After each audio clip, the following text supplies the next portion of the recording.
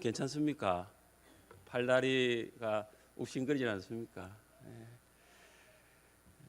제2의 어울림 한마당 이렇게 끝났으니 내년이 기대가 되더라고요. 점점 더 좋아지는 어울림 한마당 제3회가 벌써부터 기대가 됩니다. 창세기 24장은 창세기 50장 중에 가장 긴 장입니다. 창세기 24장을 읽어보면 마치 한 편의 영화를 보는 듯한 느낌을 줍니다. 여러분 어떻습니까? 저는 그렇더라고요. 저는 설교를 준비하면서 막 상상을 합니다. 하면서 한 편의 영화와 같다라는 생각을 하게 되었습니다. 이삭의 배필을 택하라는 임무를 위임받은 아브라함의 종 엘리에셀은 10마리의 낙타에 좋은 예물을 싣고 이제 아브라함의 고향으로 길을 떠났습니다. 가나안에서 아브라함의 고향까지가 720km입니다. 결코 짧은 거리가 아닙니다. 아브라함에게 받은 그 임무를 충실하게 감당하기 위하여 최선을 다한 종의 모습을 보게 됩니다. 엘리에셀은 메소포타미아 나홀의 성 우물에 도착했습니다. 그는 목적지에 도착하자마자 바로 이삭의 배필된 여인을 찾아 나선 것이 아닙니다. 그는 무엇을 먼저 했을까요? 함께 12절 말씀을 같이 읽어봅니다. 그가 이르되 우리 주인 아브라함의 하나님 여호와여 원하건대 오늘 나에게 순조롭게 만나게 하사 내 주인 아브라함에게 은혜를 베푸시옵소서. 목적지에 도착해서 그 일을 먼저 한 것이 아니라 하나님께 기도를 했습니다. 하나님의 은혜를 구하는 기도를 했습니다. 은혜를 베푸시옵소서. 내 주인 아브라함에게 은혜를 베푸시옵소서. 지금 아브라함의 고향 사람에게 내가 언제 도착하겠다 말하고 간 것도 아니고요. 지금 누구를 만나야 되는데 어디에서 어떻게 만날지도 이 엘리에셀을 알 수가 없습니다. 그런 누구를 몇 시에 어디서 만날 것 약속도 하지 않았습니다. 엘리에셀은 이삭의 배필을 만나는 것은 아무리 생각해 보아도 하나님의 은혜가 아니면 불가능하다는 것을 알았습니다. 하나님의 은혜밖에는 없다라는 것이죠. 그래서 그는 기도했습니다. 은혜를 베푸시옵소서. 720km 아주 먼 거리입니다. 그 거리를 이동했던 이 엘리에셀 굉장히 지쳤을 것이고 목이 말랐을 것입니다. 그는 허겁지겁 물을 찾을 수 있었지만 그는 물을 찾지 않고 먼저 하나님의 인도하심을 찾았습니다. 육신적인 필요가 그에게 분명히 있었을 텐데 그 육신적인 필요를 채운 것이 아니라 영적인 필요를 위해 기도를 한 것입니다. 또한 엘리에셀은 인간적인 수단을 찾은 것이 아니라 하나님의 도우심을 구했습니다. 사람을 찾고 그 사람에게 어떻게 하면 이삭의 배필을 만날 것인가 도움을 구한 것이 아니라 하나님의 도움을 구한 것입니다. 그래서 엘리에셀은 하나님의 인도하심, 하나님의 도움을 위해 기도했습니다. 엘리에셀이 어떻게 이런 기도를 할 수 있었을까? 저는 생각해 보았습니다. 어떻게 내 주인 아브라함에게 은혜를 베푸시옵소서. 어떻게 이런 하나님의 은혜를 구하는 기도를 엘리에셀이 할 수 있었을까? 어떻게 할 수 있었을까요? 그는 아브라함이 기도하는 것을 보았을 것이다. 그 아브라함의 기도를 보고 배웠다라는 생각하게 되었습니다. 아브라함이 엘리에셀에게 너는 기도를 이렇게 하라고 가르친 것이 아니라 엘리에셀은 아브라함이 기도하는 것을 보면서 배웠던 것입니다. 신앙은 가르쳐서 되는 것이 아니라 신앙은 보면서 생기게 되고 자라나게 되는 것이죠. 부모가 자녀에게 신앙을 가르친다고 자녀의 신앙이 자라나는 것이 아니라 결국 자녀는 부모의 신앙을 보면서 자라나는 것이죠. 유아 세례를 받기를 원하는 자녀를 둔 부모님에게 이런 서약을 합니다. 서약 총 3가지 중에 마지막 3번째가 이런 내용이죠. 여러분은 친히 경건의 본을 아이에게 보여주고 그를 위하여 기도하며 그와 함께 기도하고 거룩한 진리의 도를 가르치고 주의 교훈 가운데서 장성하는 일에 최선을 다하기로 서약합니까? 여러분의 자녀가 유아 세례를 받았다면 여러분 이 서약했을 텐데 혹시 기억나십니까?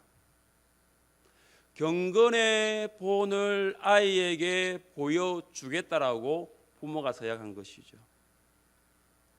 부모는 자녀에게 신앙을 가르치기 전에 먼저 부모가 하나님과의 관계, 이 하나님과의 은혜의 관계를 본으로 보여주어야 합니다. 부모는 말씀과 기도를 통해서 하나님과의 은혜의 관계를 가져야 된다는 것이 먼저라는 거예요.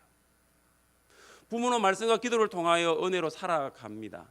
부모는 은혜 안에서 예배하고 은혜 안에서 사명을 감당하고 은혜로 신앙과 생활이 하나 되는 것입니다. 그래서 신앙생활은 곧 은혜 생활이라고 볼 수 있는 것이죠. 하나님의 은혜 없이, 하나님이 주시는 은혜 없이는 신앙생활 할 수 없기 때문입니다. 부모는 하나님의 은혜 아래에서 살아야 됩니다. 아브라함과 하나님, 하나님과 아브라함이 가졌던 이 관계가 어떤 관계냐? 바로 은혜의 관계입니다. 아브라함이 엘리에셀에게 하나님과의 관계를 보여주기 위해서 보인 것이 아니라 아주 자연스럽게 하나님과 아브라함과의 그 관계가 아주 자연스럽게 엘리에셀에게 보였던 것입니다. 그래서 엘리에셀이 내 주인 아브라함에게 은혜를 베푸시옵소서 그런 기도를 할 수 있었습니다. 엘리에셀이 하나님의 은혜를 간구하면서 기도했던 두 가지의 구체적인 기도 제목이 무엇입니까? 첫 번째 기도 제목은 성으로 들어갈 때 마침 한 여인이 물을 길러 나오게 하소서. 두 번째 기도 제목은 소녀에게 물을 구할 때 자신뿐만 아니라 엘리에셀 나뿐만 아니라 낙타, 10마리 낙타에게도 물을 마시는 사람을 주소서. 이 두 가지 기도 제목이었습니다. 그래서 엘리에셀은 이 두 가지 기도 제목이 응답이 되면 그 여인은 하나님께서 예비하신 이삭의 배필이다라고 알겠다는 것입니다. 여러분 이 기도 제목을 보면 그 당시 풍습과는 굉장히 거리가 먼 기도 제목입니다. 왜냐하면 그 당시의 풍습은 나그네가 물을 요구하면 물은 주었어요. 그런데 짐승까지는 물을 주지 않았습니다. 짐승들에게까지는 물을 주지 않았습니다. 그런데 엘리에셀은 뭐라고 이야기합니까? 나도 물을 마시고 특별히 낙타 10마리에게는 물을 주라고 하지 않고 그냥 그 아이가 그 소녀가 그냥 물을 주겠다라고 하는 것입니다. 이건 더 어려운 것이죠. 10마리의 낙타에게 물을 마시게 한다는 거 결코 쉬운 일이 아닙니다. 낙타가 이렇게 긴 여행 끝에 상당히 많은 물을 섭취해야 하는 동물 중에 하나입니다. 낙타가 한 번에 물을 얼마만큼 마시느냐 하면은 평소에 물을 마시는 양이 50리터입니다. 50리터. 감이 안 오죠. 1.5리터 생각해 보세요. 1.5리터 페트병 1.5리터 몇 병 나오는지 50리터예요. 그게 1.5리터 곱하기 얼마에 50이 나오는지. 근데 목이 말랐을 때 낙타가 얼마나 물을 많이 먹느냐? 그것의 2배, 100리터. 그럼 낙타가 몇 마리죠? 10마리. 그럼 물이 얼마입니까? 1톤이에요. 1톤. 무게로 치면 1톤이에요. 지금은 수도꼭지 털면 물이 나오잖아요. 근데 이 당시에는요, 우물에서 물을 길러야 합니다. 그것도 지금 여자가 그 물을 길러야 되는데 그 물의 양이 얼마냐? 1톤이라는 거예요. 엘리에셀이 이삭의 배필을 위해서 기도하는 여인이 어떤 사람이었는가를 보여주고 있습니다. 나그네를 극진히 대접하는 여인입니다.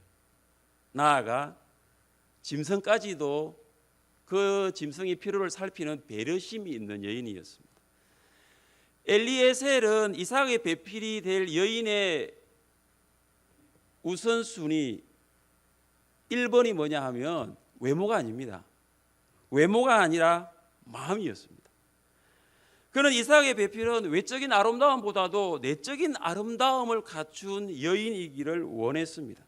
엘리에셀뿐만 아니라 부탁도 하지 않았던 낙타 10마리에게도 문을 줄 수 있는 사람은 분명히 내적인 아름다움을 소유한 여인임에 틀림이 없습니다. 엘리에셀의 모습을 보면서 저는 하나님의 관점도 살피게 됩니다.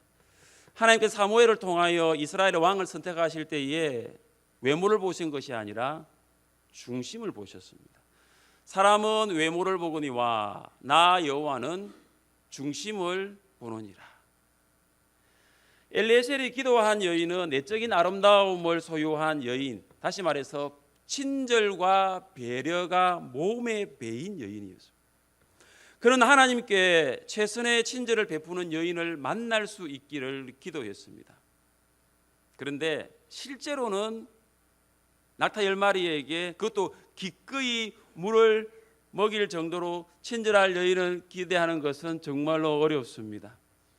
어떤 사람이 엘리에셀이 기도하는 것을 옆에서 들었으면 뭐라고 하겠습니까? 그 기도 응답 100% 안 된다라고 할 거예요. 부정적인 견해를 이야기할 수 있는 기도 제목이 엘리에셀의 기도였습니다. 그런데 엘리에셀의 기도 응답은 엘리에셀의 기도가 끝나기도 전에 이루어졌습니다. 엘리에셀의 기도가 끝나기도 전에 리브가가 물동이를 메고 왔습니다. 하나님께서 연출을 맡으셨다면 엘리에셀이 한쪽에서 기도를 하고 있는데 기도하는 중에 리브가가 지금 무대로 등장한 것입니다. 리브가는 내적인 아름다움도 있었지만 외적인 아름다움도 있었습니다. 리브가는 결혼을 하기 전까지 순결을 지킨 여인이었습니다. 리브가는 엘리에셀이 기도했던 그 내용과 정확하게 일치했습니다. 그녀는 엘리에셀이 물이 달라는 요구에도 지체하지 않고 물을 마시게 했습니다. 마지 못해서 응대한 것이 아니라 정말로 마음에서 우러나오는 그 친절로, 그 배려로 엘리에셀의 요구를 들어주었던 것입니다. 그리고 그 다음 아주 놀라운 일이 일어나게 됩니다. 19절 보십시오. 19절입니다. 마시게 하기를 다하고 이르되 당신의 낙타를 위하여서도 물을 길어 그것들로 배불리 마시게 하리이다 하고. 누가 누구에게 말한 것입니까? 누가 누구에게 말했죠? 리브가가 엘리에셀에게 말한 것입니다. 엘리에셀이 리브가에게 낙타들에게 물을 마시게 하라고 요구한 것이 아니라 리브가가 자원함으로 낙타들에게 물을 마시게 하겠다라고 먼저 이야기를 한 것입니다. 10마리의 낙타들에게 충분한 물을 마시게 하기 위하여는 아마 리브가가 우물까지 수십 번 왕래했을 것입니다. 리브가 그녀는 분명 친절과 배려가 있는 여인이었습니다. 하나님께서 엘리에셀의 기도에 너무나 성실하게 응답하셨습니다. 어떤 사람은 하나님께서는 전지하신 하나님이신데 우리는 기도할 필요가 없다라고 말하는 분이 간혹 있습니다. 그렇게 말하는 사람을 제가 생각하는 것은 뭐냐 하면 그분은 기도하지 않는 분이에요. 그리고 그분은 아니면 기도하기를 매우 싫어하는 분이 될 수도 있습니다. 정말로 기도하는 사람은 하나님은 전지하시지만 우리는 전지하지 못하기 때문에 하나님은 전능하시지만 우리는 전능하지 못하기 때문에 우리는 기도해야 한다라고 고백하는 사람입니다. 하나님께서는 우리의 삶을 주권적으로 진행하십니다. 그러나 하나님께서 그 과정 가운데서 우리에게 기도를 요구하십니다. 하나님께서는 미리 리브가를 준비해 두셨습니다. 그러나 하나님께서는 엘리에셀이 그것을 위하여 기도하기를 원하셨던 것입니다. 지금도 하나님께서는 우리에게 필요한 모든 것을 준비해 두고 계심을 믿으시기를 바랍니다. 그리고 하나님께서는 동일하게 우리가 그것을 위하여 하나님이 준비한 것을 경험하기 위하여 기도하기를 원하신다는 것도 기억하시기를 바랍니다. 우리 함께 말씀을 읽어볼까요? 나 여호와가 말하였으니 이루리라. 주 여호와께서 이같이 말씀하셨느니라. 그래도 이스라엘 족속이 이같이 자기들에게 이루어 주기를 내게 구하여야 할지라. 말씀만 보세요. 하나님 뭐라고 말씀하십니까? 이루리라. 이루리라. 그런데 하나님 그 다음 뭐라고 말씀하십니까? 자기들에게 이루어 주기를 어떻게 된다고요? 내게 구하리라. 내게 구하리라. 에스겔 36장 36절 37절입니다. 하나님께서는 이루어 주겠다라고 분명히 약속을 했습니다. 그러나 하나님께서는 이스라엘 백성들에게 내게 구하라라고 하고 있습니다. 하나님께서는 그의 주권적인 능력에 따라 계획하신 것을 반드시 이루실 것입니다. 그리고 하나님께서는 자기들에게 이루어 주기를 내게 구하라고 말씀하십니다. 하나님께서는 주권적으로 능력을 따라 일을 진행하시지만 그 일을 경험하기 위해서는 우리는 기도해야 합니다. 낙타가 물을 다 마시고 난 다음에 엘리에셀은 리브가에게 금 장식품으로 감사를 표했습니다. 그리고 엘리에셀은 리브가가 아브라함의 동생 나홀에게서 낳은 버두엘의 딸임을 알게 되자 하나님을 경배하며 찬양했습니다. 우리 27절 말씀 같이 한번 읽겠습니다. 27절입니다. 이르되 나의 주인 아브라함의 하나님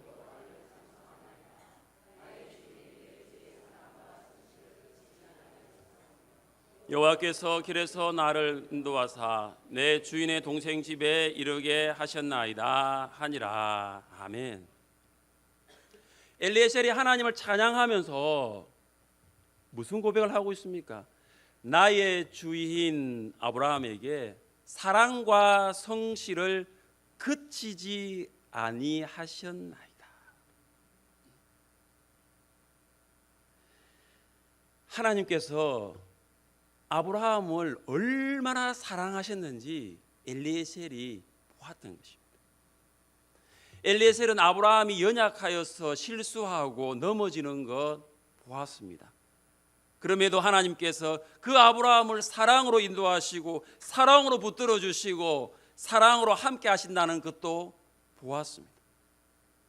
하나님께서는 아브라함이 부족하면 부족할수록 멀리 하신 것이 아니라 부족하면 부족할수록 더 가까이 가셨어요. 힘을 주시고 용기를 주시고 사랑으로 아브라함과 함께 하셨던 것을 보았습니다. 그리고 엘리에셀은 하나님께서 아브라함을 성실로 인도하셨던 것도 보았습니다. 자녀를 주겠다는 그 하나님의 약속이 하나님의 성실하심으로 성취된 것을 보았습니다. 도저히 성취될 가능성이 전혀 없었던 상황 속에서도 하나님께서는 약속하신 것을 반드시 이루신 것을 알았습니다. 엘리에셀은 직접적으로 하나님의 사랑과 성실을 경험한 적은 없었지만 아브라함과 함께 있으면서 아브라함이 어떻게 하나님의 사랑으로 어떻게 하나님의 성실로 그의 삶을 하나님께서 인도하셨는가 옆에서 다 지켜보았던 거예요. 이삭의 배필을 구하라는 임무를 받은 엘리에셀은 그 임무를 감당하면서 이제 그가 사랑과 성실로 인도하시는 하나님을 직접 경험하게 됩니다. 그동안에는 간접적으로 경험했어요. 옆에서 보았어요. 그러나 하나님께서 이삭의 배필을 아브라함이 이삭의 배필을 구하라는 그 임무를 수행할 때는 직접 그것을 경험한 것을 보게 됩니다. 이렇게 고백하죠. 나의 주인에게 주의 사랑과 성실을 거치지 아니하셨사오며 그다음 여호와께서 길에서 나를 인도하사 여호와께서 길에서 나를 인도하사. 엘리에셀은 아브라함을 사랑과 성실로 인도하신 하나님께서 동일하게 나도 하나님께서 사랑과 성실로 여기까지 아브라함의 고향까지 720km나 떨어진 아브라함의 고향까지 그리고 그곳에서 리브가를 만나게 되었고 그곳에서 부탁하지도 않았던 10마리의 낙타에 물을 먹이게 하였고 그것이 하나님의 사랑과 성실이었다고 고백하고 있습니다.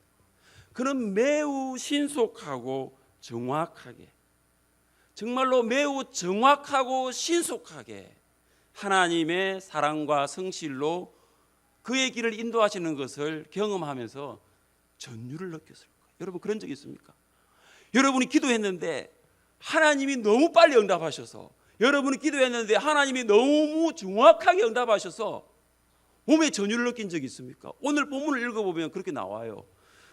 엘리에셀의 기도가 끝나기도 전에 아마 오늘날로 이야기하면 예수님의 이름으로 기도합니다라고 그것도 하기 전에 하나님이 너무나 신속하고 정확하게 응답하시는 거죠. 15절 보십시오. 이렇게 시작하죠. 말을 마치기도 전에, 기도가 끝나기 전이에요. 17절 보십시오. 그때 엘리에셀이 종이 마주 달려갔다 했습니다. 20절 보십시오.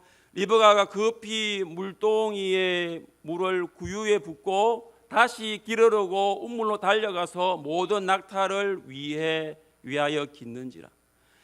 15, 17, 20절을 쭉 보시면 하나님께서 엘리에셀의 기도를 얼마나 빠르게 응답하시는지, 신속하게, 그리고 얼마나 정확하게 응답하시는지를 보게 됩니다. 아브라함과 엘리에셀을 사랑과 성실로 인도하신 하나님께서 우리를 동일하게 우리도 사랑과 성실로 인도하고 계심을 믿습니다. 엘리에셀을 사랑과 성실로 매우 신속하게 인도하신 하나님께서 우리도 그렇게 인도하고 있습니다. 동구를 포함한 울산 지역의 경제가 이전 같지 않습니다. 그와 동시에 성도들의 삶도 녹록하지 않습니다. 직장 구조와 경제 지표는 유동성이 있지만 우리가 믿는 하나님은 신실하신 분임을 믿습니다. 하나님께서는 독생자 예수 그리스도를 아끼지 않으시고 그의 생명까지도 우리를 위하여 내어 주실 정도로 우리를 사랑하셨습니다.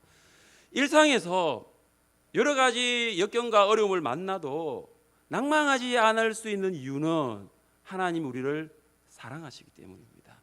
하나님의 사랑이 우리로 모든 상황을 이기게 합니다. 하나님의 사랑이 포기하고 절망한 자리에서 우리를 일어서도록 만듭니다. 우리는 인생의 목표를 두고 그것을 이루려고 할 때 종종 중도에 포기하고 그만둘 때가 많지 않습니까? 그래서 나는 안 된다, 나는 아무것도 할 수 없어라고 말을 하기도 합니다. 그런 연약하고 부족한 우리를 일으켜 세우시는 하나님은 성실하신 하나님이십니다. 우리는 연약하지만 그러나 하나님은 그의 성실로 우리를 인도하십니다. 성실하신 하나님을 묵상하시기를 바랍니다. 여호와는 선하시니 그의 인자하심이 영원하고 그의 성실하심이 대대에 이르리로다. 그의 성실하심이 대대에 이르리로다. 하나님께서 약속하신 것을 반드시 이루시는 성실하신 하나님이십니다. 하나님께서는 계획하시고 작정하신 것을 반드시 성취하시는 성실하신 하나님이십니다. 시각장애인이었던 페니 크로스비는 찬송 작시자로 잘 알려지기 전에 정말로 가난으로 큰 고통을 경험했습니다.